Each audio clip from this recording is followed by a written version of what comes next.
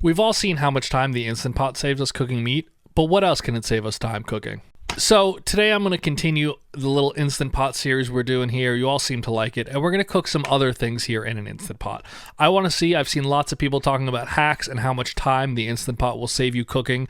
I'm going to put it through its various tests. I'm going to cook just some basic household ingredients. There are lots of recipes you can do in these, which I'll dive into at a later point on this channel, but I want to keep this kind of basic, like, can this cook pasta quicker than on the stove? That kind of thing, and we will do pastas, so you'll find out. But I don't want to do super in-depth, like, if we add 14 ingredients into this pot, will it make a dish quicker?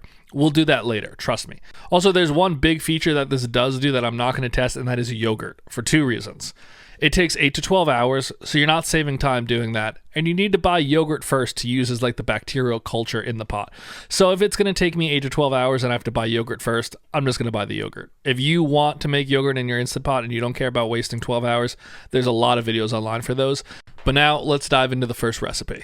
First up, we're going to test, can the Instant Pot hard boil eggs better than on the stove? We have 1 cup of water, and we're going to do about 6 eggs. Normally, you would put the eggs in on the stove while they're cold, bring that up to a boil, and then let them sit for 12 to 15 minutes, and then put them in an ice bath for 10 minutes. So you're looking at around 30 minutes there. So can we do this in under 30? We'll find out. We're going to leave that little trivet in there so the eggs are raised up off the bottom. I'm going to put in as many as I can fit, which was right around 6. Then we're going to throw in that water. Obviously, I'm not using hot water here because that doesn't really test how well this works. And we're going to set it for 5 minutes on the Instant Pot.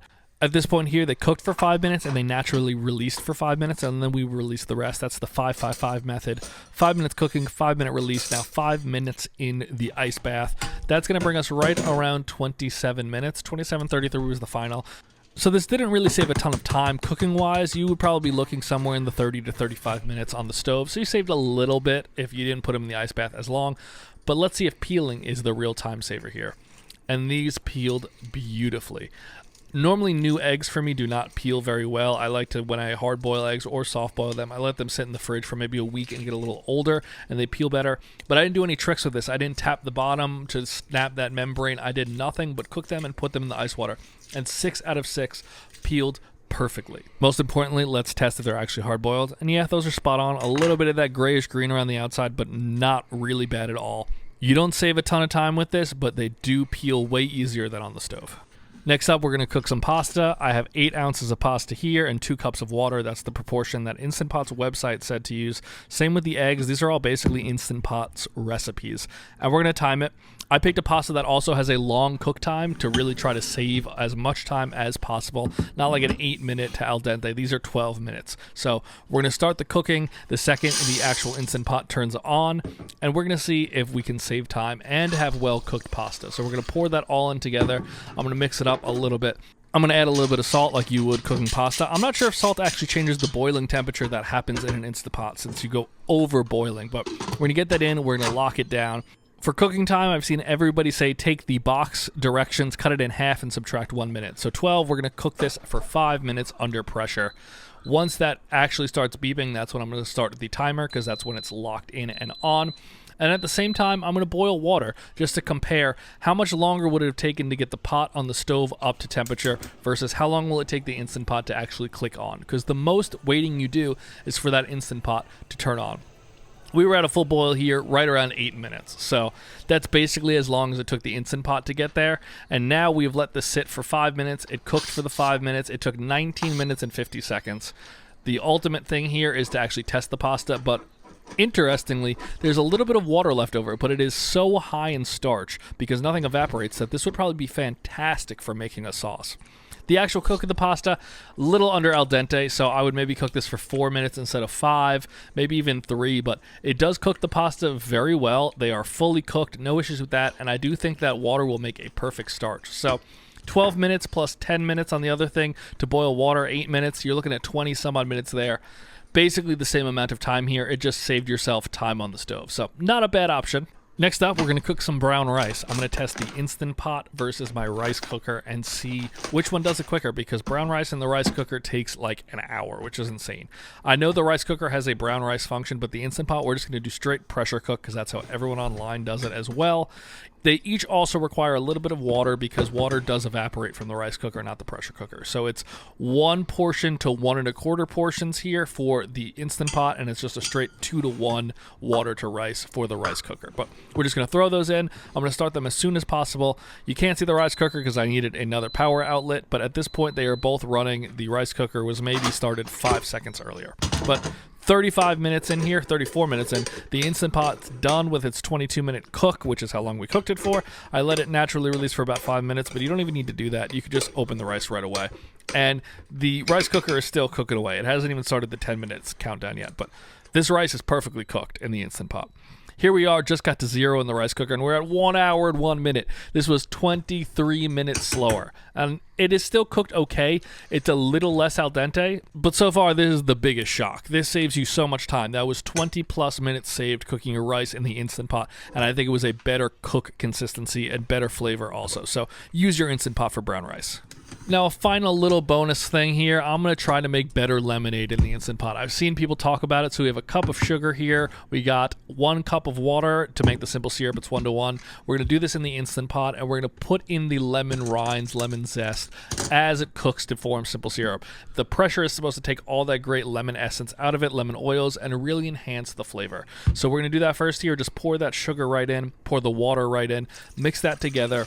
I'm going to throw on the saute function while I do that just to bring it up to temperature and let it start to melt a little bit. You don't need to do that, though. It's not going to save you really any time. And we're also not after time savings here. This is just a strictly flavor thing.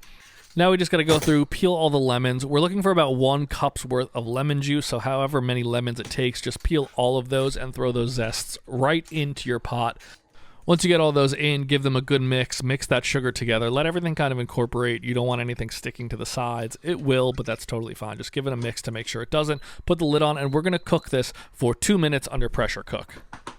While it's cooking, we're just going to juice these lemons. I like to use a little mesh strainer here to make sure none of the pits or pulp get through. You don't need to do that. You could just have pulpy lemonade, and you could pick the pits out, but by the time that's done, all your lemons should be juiced and your Instant Pot here should be ready to be opened. As you can see, it smells fantastic. It smells just of lemon oil. Some of that yellow color has also leached out, which is going to help make your lemonade beautifully colored as well.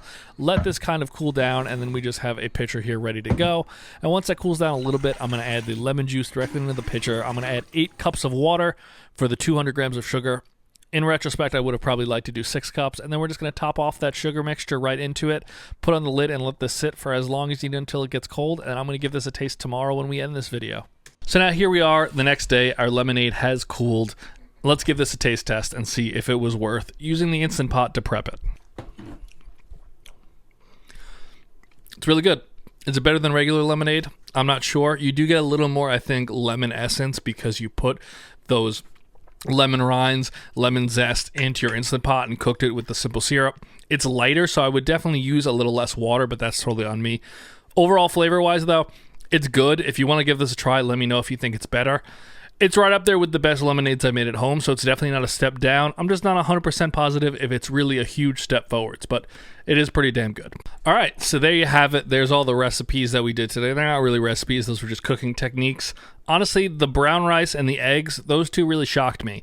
The pasta, I'm not sure if it's worth the time, but the eggs were incredibly easy to peel. Normally, new eggs are very difficult to peel, and those peeled perfectly.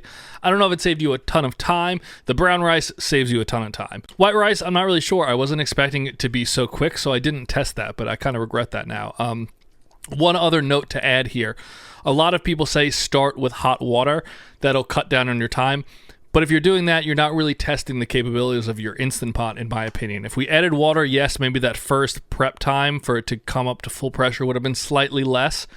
Didn't take a huge amount of time, so the time it would have taken to boil that water, microwave or stove, maybe we would have saved 3 or 4 minutes on each recipe. I don't think that was a real deal breaker in any of them, but other than that, I think this kind of is good for one main thing, and that's if you don't have stove space. If you're cooking a bunch of other things, or you want to just set something and forget it, pasta, rice, a rice cooker will do that, but it'll save you time on the brown rice.